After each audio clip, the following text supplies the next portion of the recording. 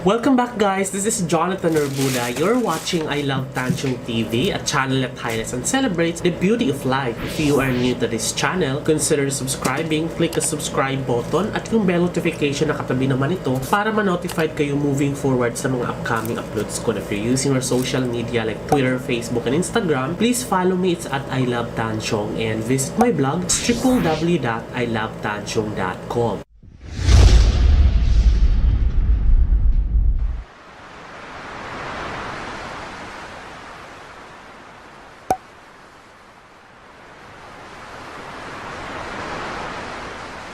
And today, ito na po yung last na item, pinaka-last na item na dumating out of those numbers na add to cart challenge natin. Ito yung pinakahuling dumating coming from Lazada. So, meron pa tayong dalawa na galing sa Shopee. Isang mixer para sa pang-bake at isang bladeless electric fan at isang LED light for our cabinet. So, at meron din ako in-order na Elo air fryer sa O Shopping. So, yun na lang yung paparating pero sa ibang online e-commerce portal yun. So, sa Lazada, ito yung pinakahuling dumating natin ngayon and this is gonna be the 2-strip plug, yung saksakan natin na smart outfit is smart Wi-Fi power strip. So, yung para siyang saksakan or outlet pero smart ready siya. So, ibig sabihin, kung ano man yung isasaksak ko doon, for example, computer or cellphone or rice cooker or kahit ano, isasaksak ko sa dyan, uutusan ko na lang like turn on the rice cooker or help turn on the speaker, mga ganong drama sa buhay. So, uutusan ko na lang siya, compatible siya sa Google Assistant. So, that is amounting to 1,070 pesos point 10 centavos plus 50 pesos na delivery fee. So since dalawa yung in-order ko, so ang babayaran ko is 2,140.20. So i-unbox natin siya. Galing China kasi to. So Outflippy ang pangalan niya. Galing siya ng China. It's smart Wi-Fi power strip, app remote voice individual control with Amazon, Alexa, Google for USB 4 USB extension. So, well, anyway, i-unbox na natin.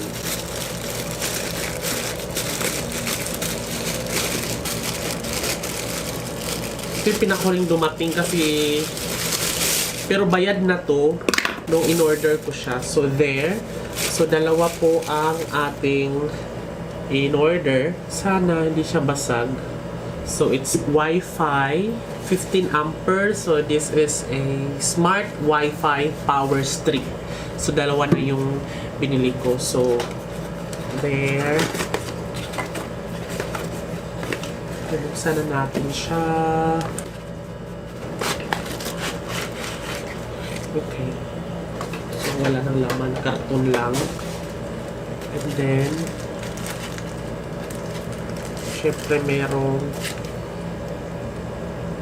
manual, naka Smart Life naman to, so i-add na lang natin siya sa Smart Life and then titingnan natin kung gaano kahaba yung kanyang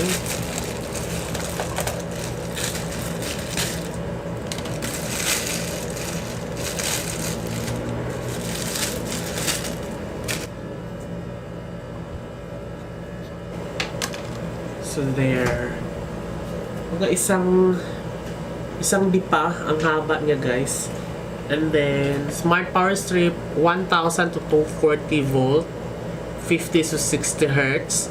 Output niya is 15 ampere maximum. USB outputs 5 volts, 3.8 maximum. Okay. So yun nga.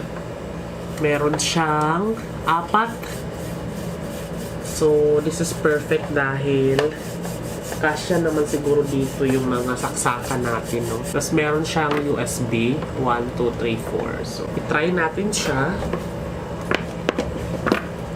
Siyempre, ano natin yung isa. Baka sira yung isa. Open natin yung isa. Dalawa na yung binili ko, guys. Medyo may kamahalan to dahil smart nga siya. Yan. So, parehas lang sila. Wala namang pinagkaiba. So, US to. US yung ano niya. Dahil iba yung UK plug eh. So, yung sa atin kasi US compatible yung sa atin. So, perfect to. So, ngayon, itatry na natin siya. So, ang gagawin ko ay isasaksak ko muna siya dito sa ating plug. Yan, so may power na siya. So, umiilaw-ilaw na to. Ayan o. Umiilaw-ilaw na siya, guys, kung nakita niyo siya. Sasalpakan natin siya ng sample light. So, ngayon, titest natin siya. Sasalpakan natin siya ng gadget. Kung magcha-charge ba siya. There. So, unang saksakan. Gumana siya. So, yan. So, 4 siya. So, I'm pretty sure gagana rin tong 4. Ayan, gumana rin naman siya. Ayan, gumana. Yan, gumana. So, yung USB, may mga USB dito. Siyempre, gagana naman siguro itong mga to, no? So, atin na siyang i-connect sa ating Wi-Fi. So, bali, lalagay na muna natin siya dyan. Sabi kasi sa instruction, okay. So, ilulong press daw natin to power button. There. Tapos, isa pang long press.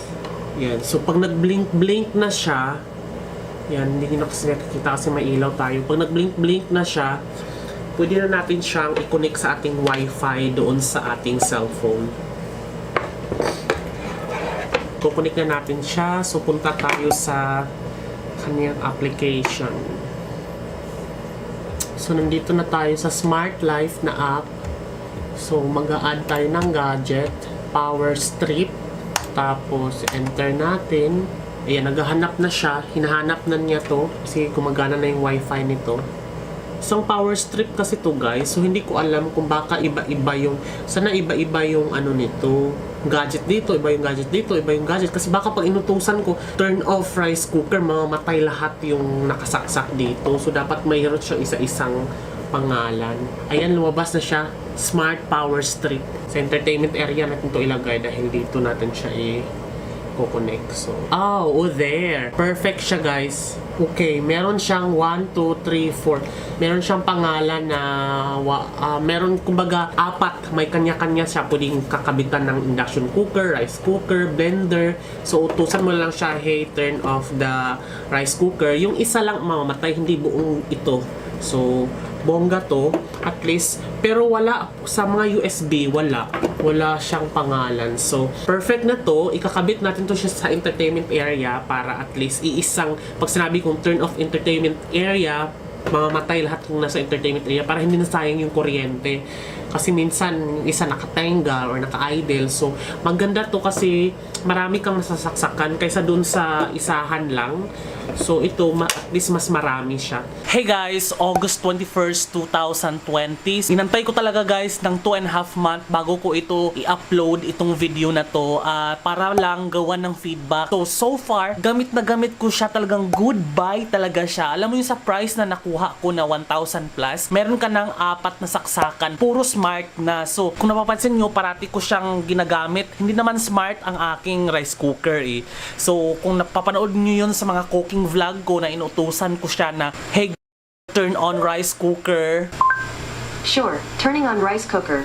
Ayan, makikita nyo doon, naka-on na yung rice cooker doon, oh. So, normal na rice cooker lang yan na nabili ko. Kung gusto nyo mapanood yung unboxing ng rice cooker na yan, I'll put the link down in the description below. Check nyo lahat dyan sa description para hindi na kayo magtanong kung saan nabili or something. Yung rice cooker na yan, not smart, pero nagiging smart dahil sa saksakan na nabili ko na yan. And at the same time, doon ko na rin sinaksak yung mga iba pang mga lutuan. Balikasya siya ng 4. Turn off rice cooker. Sure, turning rice cooker off. So yun, doon ko siya nilagay yung isa saksakan sa kitchen-kitchenan ko. At tapos, yung isang piraso dito ko lahat nilagay sa entertainment area para at least yung pinangalanan ko siyang entertainment area, yung isa para sa TV, yung isa para sa Android box, yung isa para sa TV box, sa speaker, yan, para sa speaker yung isa. Kasi nandito yung speaker nakalagay, oh, parang turn off speaker. Ayun, oh, namatay yung... Alright, turning speaker off. Yun, namatay yung speaker doon. Hindi ko na siya i-on, hindi ko na siya off. Inuutusan ko na lang siya. Then, turn on speaker. Got it. Turning on speaker. So, there. So, iyon lahat yun. Lahat ng saksakan na yan, ayun.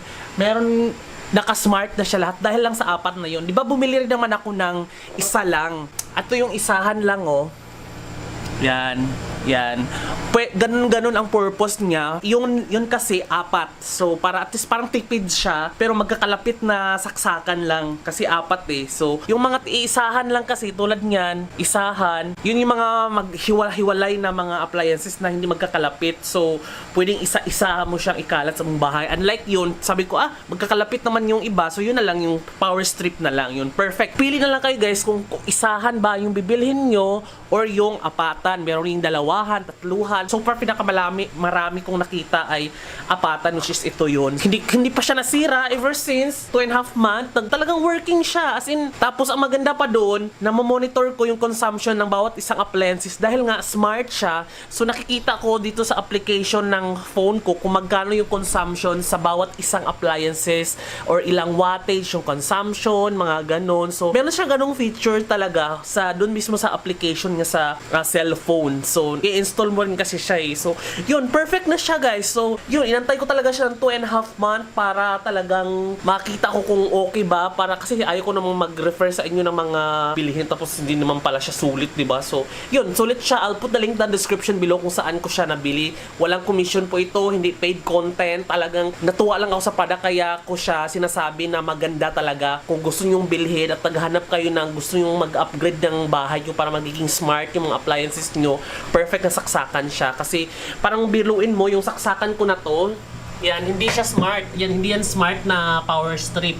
Ito, hindi yan smart. Talagang pipindutin ko lang siya ng manual pag gusto ko siyang patayin. Which is okay lang din naman. Pero, yan kasi 600 pesos yan. Yan, ipakita ko lang sa inyo. Yan, ito mismo yan. Yan, 600 pesos yan. So, konti na lang ang idagdag mo, meron ka ng smart na saksakan. So, yun. So, again, thank you so much for watching, guys. Sana meron kayong natutunan sa video na to. This has been Jonathan Arbudas saying, keep smiling because life is worth celebrating for. Bye!